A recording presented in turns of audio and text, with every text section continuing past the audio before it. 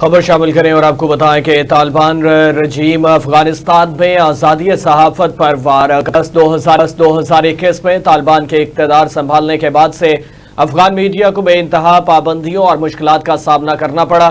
صحافی برادری کے لیے افغان سرزمین پر حقائق تک رسائی اور معلومات کی فراہمی ایک کٹھن مرحلہ بن چکا ہے۔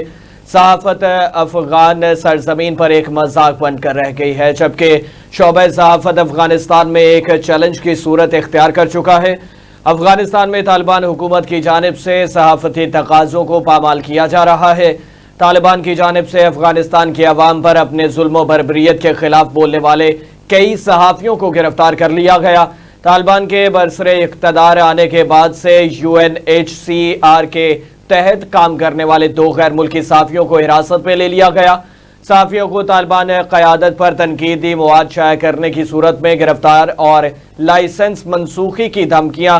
اگست 2021 سے پہلے افغانستان میں 90 سے زائد اخبارات میں سے صرف 11 فعال رہ گئے ہیں۔ طالبان کے اقتدار میں آنے کے بعد 270 سے زائد میڈیا تنظیموں نے اپنا کام معطل کر دیا ہے۔